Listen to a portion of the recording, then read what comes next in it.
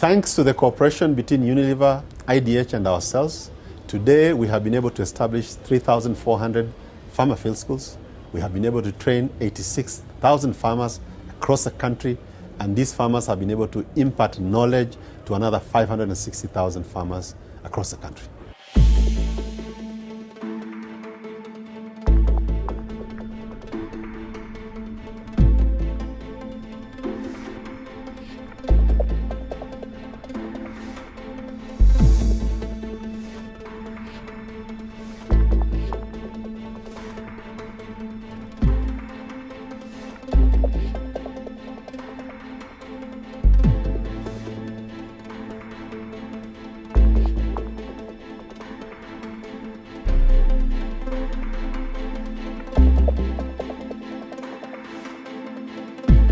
Kenya is extremely important because Kenya is one of the largest exporters of tea. Last year we did about 450,000 tons of tea, which a good part of it, over 90%, went into the global market.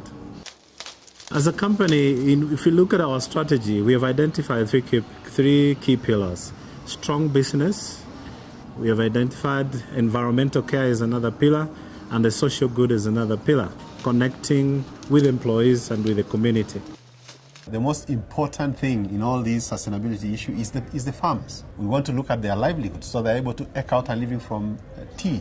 We want them to be healthy so that they can be able to farm tea. We want them to be able to take their children to school. We want them to be able to treat their families. So really, I think the bottom line is the people.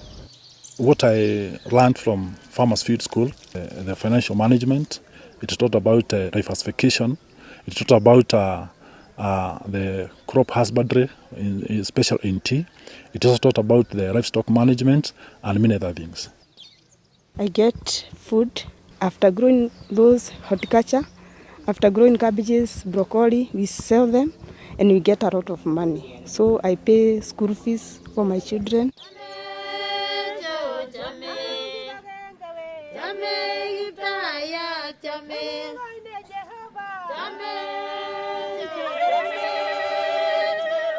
The project that Unilever and PTPN3 is about the inclusion of the independent smallholders into the sustainability practices. We would like to add more independent farmers to be RSPO certified, and these two companies, PTPN3 and Unilever, are very much committed, and that's where IDH also support their commitment. CPO yang dihasilkan PTPN3 pada tahun 2016 sejumlah 555 juta kilo. Untuk plasma sebesar 1 juta kilo, kemudian untuk pembelian pihak ketiga dari smallholder lainnya sebesar 88 juta kilo. IDH, Unilever, dan PTPN3 telah mengadakan suatu MOU tahun 2013, di mana MOU itu adalah ingin mengimplementasikan RSPO dengan benar di lapangan. PTPN3, IDH, dan Unilever telah menghasilkan 63 petani yang disertifikasi oleh RSPO. Jadi kita ingin untuk ke depan, kita akan mensertifikasi lebih banyak lagi. Mungkin ribuan petani yang menjadi supplier di PTPN3. Ikut RSPO itu penting karena kita ingin meningkatkan pendapatan melalui petani kelapa sawit. Kemudian kenapa petani lain harus ikut juga, supaya kelestarian lingkungan ini dapat terjaga walaupun kita tetap menanam kelapa sawit.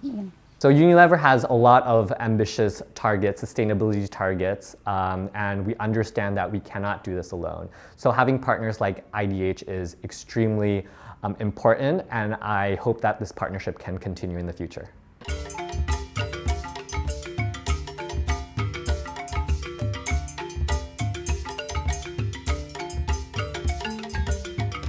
With the forest, we have a well-distributed rainfall throughout the year.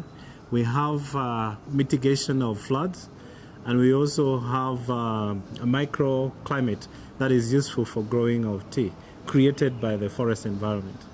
Protecting the forest, this is the lifeline of the tea industry in Kenya, and that's why we must conserve it.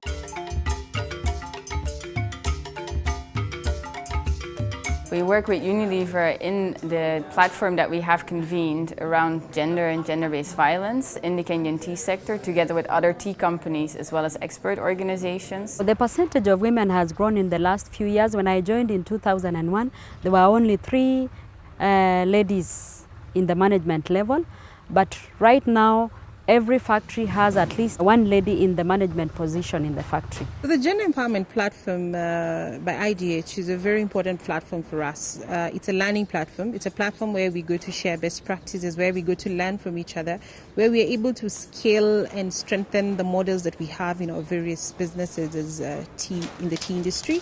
And we're able to scale this even to the entire agricultural sector. When I look back at our journey with Unilever over the last 10 years, we have seen an enormous growth in the scale and the depth of our program. So we started with certification in supply chains.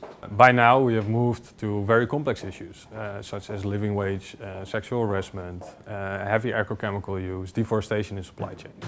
And I think this was a very remarkable journey.